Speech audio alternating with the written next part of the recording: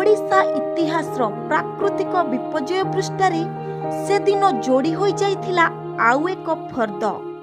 एबे भी से कथा मने पड़िले लोममूल टांकुरी उठे। ये को फिल्म रो दृश्य नुहे, आमे कहूचु 1999 मसीहा अक्टोबर 29 तारिखर कथा।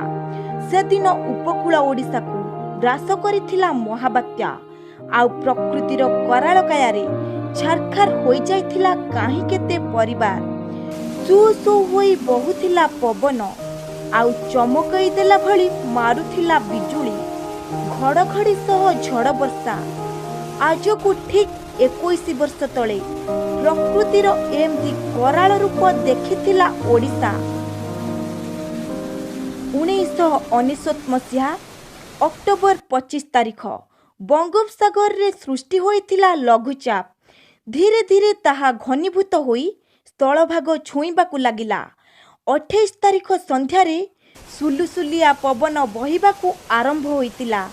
परदिन अर्थात 29 तारिख दिन प्रलयकारी रूप धरी ओडिशा रे पहुंचीथिला महाबात्या।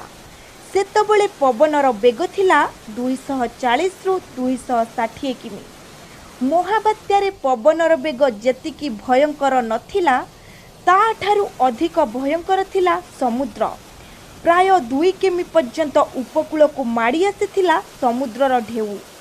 झड़र तांडव, पवनर बेग, वर्षा और समुद्रर अशांत जुआर मिलित भावे रचिथिले संघार लीला। तापरे ओडिशार उपकूलवर्ती अंचल होई जाइथिला खिनभिन, मौली जाइथिला आशा। लोकमाने खोजुथिले बंचिबार राहा। सतरे वास्तवरे एक करुण कहानी मने पड़िले आज भी आखिरे आसी जाए लुह। अक्टोबर 29, 1999 प्राकृतिक दुर्विपाकर एभली चित्र केबे देखि नथिला ओडिशा। पूरा उपकूल निश्चिन्न करिदेला भली सांघातिक बात्या माड़ी आसीथिला। 260 किमी बेगरे पवन बहिला। 18 लाख घर माटी रे मिसीगला। 10,000 लोक अकाल रे मृत्युमुख को ठेली होई गले। कोटी कोटी टंकार संपत्ति भसाई नहीं गला समुद्र। से दिनर चित्र मने पड़िले आज भी भयरे श्रीहरी उठे ओडिशा।